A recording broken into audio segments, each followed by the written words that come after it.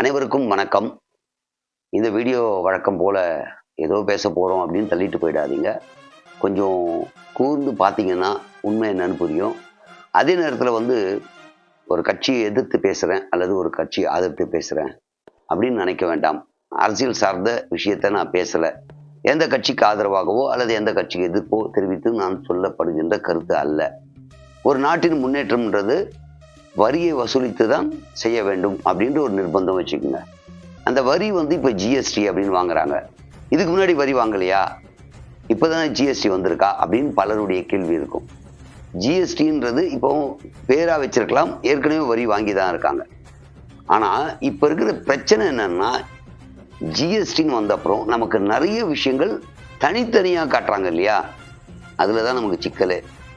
இந்தியாவில் பிறந்தவங்க லக்ஸரியாக வாழக்கூடிய பல பொருட்கள் வாங்கும்போது ஜிஎஸ்டி கட்டலாம், தப்பே இல்லை. ஏன்னா நாட்டின் முன்னேற்றம் ரொம்ப முக்கியமானது, பாதுகாப்பு மிக முக்கியமானது, மருத்துவம், கல்வி, தொழில், இது மாதிரி பல விஷயங்களுக்காக நாட்டின் முன்னேற்றத்துக்காக நம்ம செலுத்துகின்ற பணம் வரியாக செலுத்துகிறோம், அது தப்பே கிடையாது.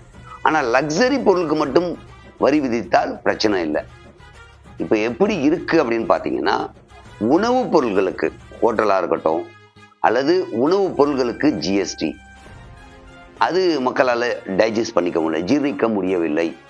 உடை, மானத்தை காக்கின்ற உடை, இந்த ரெடிமேட் துணியெல்லாம் பார்த்தீங்கன்னா அதுக்கு ஜிஎஸ்டி. அதே மாதிரி செருப்புக்கு ஜிஎஸ்டி, உயிர் காக்கும் மருந்து ஜிஎஸ்டி. இந்த ஜிஎஸ்டி எல்லாம் ஒரு பக்கம் இருந்தா, நான் என் குடும்பத்திற்காக ஒரு பாதுகாப்பிற்காக நான் இன்சூரன்ஸ் போடுறேன் வச்சுங்க, இன்சூரன்ஸ்க்கு ஜிஎஸ்டி. லக்ஸரி கிடையாதுங்க இது. நான் சொன்ன எதுவுமே லக்ஸரி கிடையாது, இயல்பான ஒரு மனிதனுக்கு தேவையான விஷயம். எனக்கு ஏதாவது நானே என் குடும்பத்தை பாதுகாக்கிறதுக்காக நான் எப்படியோ கஷ்டப்பட்டு இன்சூரன்ஸ் போடணும். நாடு என்ன பண்ணணும், சரி அவனுக்கும் பாதுகாப்புக்கும் ஏதோ பண்ணிக்கிறாங்கன்னா கூட சேர்ந்து என்கரேஜ் பண்ணி எதனா கொடுக்கணும். ஆமாப்பா ஏதாவது ஒன்று ஆச்சுன்னா நீ நல்ல நோக்கத்துக்கு, உன் குடும்பத்தை காப்பாற்றுறதுக்கு நீ போட்டாலும் கவர்மெண்ட்டுக்கு நீ பணம் கொடுன்றது எந்த வகையில் நியாயமும் தெரியல. இன்னொன்று, கல்வி எல்லோருக்கும் வேண்டும் அப்படின்றது எல்லா நாட்டிலையும் இருக்கக்கூடிய ஒரு கருத்து. ஆனால் படிக்க வைக்கிறதுக்கு ஜிஎஸ்டி என்னங்க அநியாயமாக இருக்குது. ஏன் குழந்தைய நான் படிக்க வைக்க ஜிஎஸ்டியா, கவர்மெண்ட்டுக்கு ஏன் பணம் கட்டணும்? இது லக்ஸரி கிடையாதே. லக்ஸரியான விஷயமா இருந்தால் பரவாயில்ல. இது மாதிரி ஒரு பெரிய டிவி வாங்குறேன், அது லக்ஸரின்லாம். அப்போ அந்த மாதிரி பொருள்களுக்கு நீங்கள் ஜிஎஸ்டி போட்டால் தப்பு இல்லை. அத்தியாவசியமான தேவையான வாழ்வாதாரத்துக்கு தேவையான விஷயத்துக்கு ஜிஎஸ்டி போடுறது தான் டைஜஸ்ட் பண்ணிக்க முடியல. இப்போ நான் சொன்ன வரிசையிலேயே பார்த்தீங்கன்னா உங்களுக்கு தெரியும், உணவு அத்தியாவசியமானது, உடை அத்தியாவசியமானது, செருப்பு அத்தியாவசியம், மருந்து அத்தியாவசியம், தன் குழந்தையை படிக்க வேண்டும் என்று நினைப்பது அத்தியாவசியமான ஒன்று, இன்சூரன்ஸு அத்தியாவசியமான ஒன்று. இதெல்லாம் மனிதனுடைய இயல்பான தேவை. இதுக்கெல்லாம் ஜிஎஸ்டி போட்டால் என்ன பண்ணுறது புரியல. இதுக்கு மத்தியில் இப்போ இன்னொன்று வந்திருக்கு. அதாவது சிறு தொழில் செய்பவர்கள் வாடகை கட்டுறாங்க இல்லையா, அந்த இடத்துக்கு இப்போ ஒரு வரி போட போகிறாங்கன்னாங்க. அவங்க சம்பாதிக்க முன்பணம் போட்டு முதலீடு செஞ்சு விற்பனை செய்து லாபம் எடுக்கிறது கஷ்டம். அப்படியே எடுத்தாலும் அதுக்கப்புறம் வாடகை கட்டி எல்லாம் பண்ணும்போது வாடகை ஒரு பக்கம், கவர்மெண்ட்டுக்கு ஜிஎஸ்டியா, இது எந்த வகையில் ஏற்றுக்க முடியும்னு தெரியல.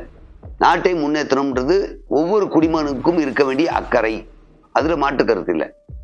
ஆனால் எதுக்கு கலெக்ட் பண்ணி நாட்டை முன்னேற்றணுமோ அதை தான் ஏற்றணும். அடித்தட்டு மக்கள் வரை அவங்கக்கிட்ட வரி திணிச்சு வாங்கி தான் நாட்டை முன்னேற்றணுன்ற அவசியம் கிடையாது. இந்த நாட்டை முன்னேற்ற எவ்வளவோ விஷயங்கள் இருக்குது.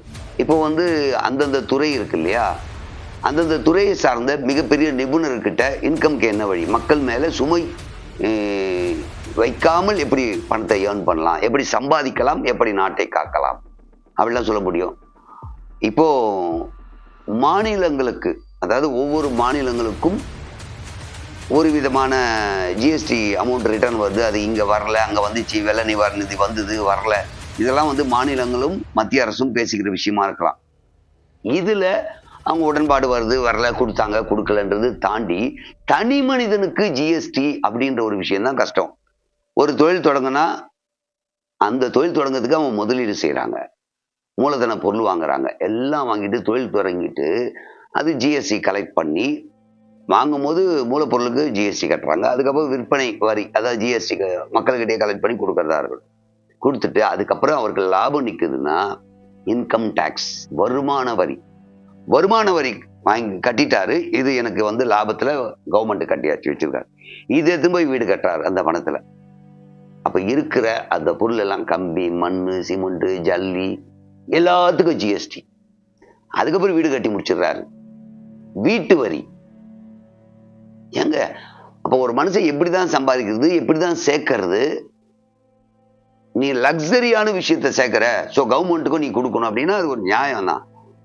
ஒரு இயல்பான வாழ்க்கையில் வாழ்வதற்கு தேவையானதை அவன் சம்பாதிக்கிறதே கஷ்டம். இதுல அவன் சம்பாரிச்சு அதையும் ஜிஎஸ்டியா கட்டணும்னா எப்படி கட்ட முடியும்? ஒவ்வொரு தனி மனிதனும் இப்ப ஜிஎஸ்டி கட்டிட்டு இருக்காங்க. சின்ன சின்ன பொருள். இப்ப அண்மையில ஒண்ணு போட்டாங்க, அது கூட ஒரு பெரிய விவாத பொருளாச்சு. பன்னுக்கு ஜிஎஸ்டி கம்மி, கிரீம் வச்சா ஜிஎஸ்டி ஜாஸ்தி. இப்ப பாப்கார்ன் அப்படியே கொடுத்தா ஒரு வேலை, அதை பேக் பண்ணா ஒரு வேலை. இது என்ன கணக்கு போட்டு பண்றாங்கன்னு நமக்கு தெரியல. அவ்வளவு பெரிய நம்ம அறிவாளிலாம் கிடையாது, பெரிய பொருளாதார நிபுணர்லாம் கிடையாது, இயல்பான ஒரு மனிதனா பாக்குறோம். அப்ப பெட்ரோலுக்கு ஏன் ஜிஎஸ்டி கொண்டு வரலன்னு நிறைய பேர் கேட்டாங்க. அது வந்து மக்கள் எல்லாம் பயன்படுத்தக்கூடியதுன்னா அதுக்கு ஜிஎஸ்டியை கொண்டு வரல. வந்தா பெட்ரோல் விலை குறைஞ்சிரும். இப்படி ஜிஎஸ்டியில ஏகப்பட்ட கஷ்டங்கள், மனிதர்கள், ஒவ்வொரு மக்களும் கஷ்டப்பட்டு இருக்காங்க. தயவு கூர்ந்து மத்திய அரசு இத பரிசீலனை செஞ்சு மனிதனுடைய அத்தியாவசிய தேவையான பொருள்களுக்கு ஜிஎஸ்டி விதிக்காமல் மற்றதுக்கு விதிச்சா நிம்மதியா இருப்பாங்க. ஒண்ணு. இன்னொன்னு, நான் 2-3 வீடியோல கூட சொல்லியிருக்கேன். தனியார் வசம் ஒப்படைக்கப்பட்ட இன்சூரன்ஸ் கம்பெனியில் வருகின்ற லாபம் தனியாருக்கு போகுது. நீங்க பாத்துக்குங்க, ஒரு பெரிய ஃபேக்டரி கட்டிட்டு 50,000 பேர் வேலைக்கு போட்டு, வேலைக்கு வந்தாங்களா, போனாங்களா, வச்சாங்களா, ப்ரொடக்ஷன் ஆச்சாலாம் ஒண்ணுமே கிடையாது இன்சூரன்ஸ். ஏன்னா நம்ம 2 வீலர் 4 வீலர் இருக்கிற வண்டிக்கெல்லாம் இன்சூரன்ஸ் இருந்தா போலீஸ் பிடிப்பாங்கன்றதுனால தேடி போய் இன்சூரன்ஸ் கட்டுறோம். அப்ப இன்சூரன்ஸ் ஆபீஸ்ல உட்காந்துக்கிட்டு வேலை பார்க்க போறாங்க. கம்பல்சரி தேடி வந்து பணம் கட்ட போறாங்க. யார் வீட்லயும் போய் மார்க்கெட்டிங் எல்லாம் பண்ணவில்லை. அப்ப இந்த இன்கம் எங்க வருது? தனியாருக்கு போகுது. ஏன் கிளைம் கொடுக்கலையா அப்படின்னா நீங்க யோசித்து பாருங்க. எத்தனை பேர் கிளைமுக்கு போறோம்? சின்ன சின்ன பிரச்சனை வந்தா வண்டி கிளைம் யாரும் போறது இல்லை, மேஜரா வந்தாதான். இது உதாரணம் கூட சொல்லியிருந்தேன். 1 கோடி வண்டி இருந்து 1 ரூபாய் இன்சூரன்ஸ் வாங்கினால் 1 கோடி ரூபாய், 10 லட்ச ரூபாய் கிளைம் போனா கூட 90 லட்சம் ரூபாய் தனியார் வசம் போயிருது. 1 ரூபாய்னா நான் எக்ஸாம்பிள் சொல்றேன். அதை அரசு ஸ்டாஃபை போட்டு நடத்தி எடுத்துக்கலாம். அதே மாதிரி டோல்கேட் தனியார் வசம், எல்லா டோல்கேட்டும். ஏன் அவ்வளோ இன்வெஸ்ட் பண்ணி ரோடை போட்டு மெயின்டைன் பண்ண முடியல? ஏற்கனவே ரோட் டாக்ஸ் கட்டுறோம், அது வேற இது வேற. ரைட்டு. அந்த தனியார் வசம் ஒப்படைக்கப்பட்ட டோலு எவ்வளவு ரூபாய் செலவு பண்ணாங்க, எவ்வளவு நாள்ல கலெக்ட் ஆகுது, எப்போ அந்த டோல் மூடுவாங்க, எதுவுமே தெரியாது. சரி, அப்படியே இருந்தாலும் டோலுக்கு அப்பப்போ ரேட் ஏத்துறாங்க. ஏங்க, ஒன்ஸ் இன்வெஸ்ட் பண்ணிட்டாங்க, அது கலெக்ட் பண்ணிட்டு இருக்காங்க. அவங்க இன்வெஸ்ட் பண்ணது இவ்வளவு, லாபம் இவ்வளவு அப்படின்னு ஒரு கணக்கு போட்டு, இன்ட்ரெஸ்ட் லாபம் எல்லாம் போட்டு, நீ இவ்வளவு இன்வெஸ்ட் பண்ணிருக்க, அதுக்கு இவ்வளவு இன்ட்ரெஸ்ட் வந்து இவ்வளவு லாபம் எடுத்துக்கலாம்னு ஒரு வரமுறை பண்ணியிருப்பாங்க. அந்த அமௌண்ட் வரத்துக்கு கொஞ்சம் கால நீடிப்பு கூட கொடுக்கலாம். அப்பப்போ டோலுடைய ரேட் ஏத்தினா எப்படி போக முடியும், வர முடியும்? இப்படி மக்கள் மீது சுமையை நீங்கள் சுமத்தாமல் மக்களை மிகவும் அரவணைத்து போனால் மக்களுக்கு நன்மை பயக்கும். நாட்டின் முன்னேற்றம் மிக முக்கியம். அது வந்து எந்த மாற்று கருத்தும் இல்லை, அது மாற்று கருத்தெல்லாம் இல்லை. இன்கம் வரதுக்கு பல வழிகள் இருக்கு. தொழிலாக செய்யக்கூடாது. கவர்மெண்ட் லாப நோக்கத்தோடு எந்த தொழிலும் செய்யக்கூடாது. கரெக்ட். இது தொழிலா இல்ல. இன்சூரன்ஸ் கம்பெனின்றது அது தொழிலா கூட நினைக்காதீங்க. மக்களுக்கு ஒரு பாதுகாப்புக்காக தான் இன்சூரன்ஸ் வாங்குறீங்க. அதுல எத்தனை கோடி ரூபாய் தனியார் எடுத்துட்டு போறாங்க. இன்சூரன்ஸ் கம்பெனி ஏகப்பட்டது வந்துச்சுங்க. கவர்மெண்ட்டே நடத்திட்டு போகலாம். டோலு அவங்களுக்கு குறிப்பிட்ட வருஷத்தோடு முடிச்சுட்டு அதை கவர்மெண்ட்டே எடுத்து மறுபடியும் நடத்தலாம். விலையெல்லாம் கொஞ்சம் குறைக்கலாம். அதுக்கப்புறம் டோலுடைய ரேட்டு குறைச்சிட்டு அதுக்கப்புறம் இன்கம் வச்சு கவர்மெண்ட்டுக்கு ஒரு இன்கம் வரதுக்கான வழி வகுத்துக்கலாம். இப்படி பல விஷயங்கள் இருக்கும்போது ஜிஎஸ்டி ஒவ்வொரு பட்ஜெட் வரும்போது பயமா இருக்கு. தமிழ்நாட்டுக்கு நிதி ஒதுக்குனாங்களா, ஒதுக்கலையா, அது ஒரு சிக்கல் ஓடிட்டு இருக்கு. அதெல்லாம் ஒரு பக்கம் இருந்தாலும் அது மாநில அரசும் மத்திய அரசும் சுமூகமாக பேசி முடிவு செய்வாங்க. அவங்க கேட்கறாங்க, இவங்க கொடுக்குறாங்க, கொடுக்கல, அந்த விவாதம் வேற. பட்ஜெட் போட்டாவே எதுக்கெல்லாம் இப்ப ஜிஎஸ்டி போட போறாங்க, இன்னும் எதுக்கெல்லாம் இப்படி வயிற்றுல புளிய கரைக்கிற மாதிரி தான் இருக்கு. நாட்டை முன்னேற்றுற மாதிரி மக்களுடைய வாழ்வாதாரத்தையும் நீங்க பார்க்கணும்ன்றதா என்னுடைய தாழ்மையான வேண்டுகோள். தயவு செஞ்சு, நான் ஒருத்தன் சொல்றதால நடக்குமா அப்படின்னா ஒரு பெரிய கேள்விக்குறி தான். இது அனைவருமே ஒரு கோரிக்கையா வச்சு, இதுக்காக போராட்டம், பெரிய பிரச்சனை, பந்த் அப்படிலாம் வேணாம். கோரிக்கை வைப்போம்.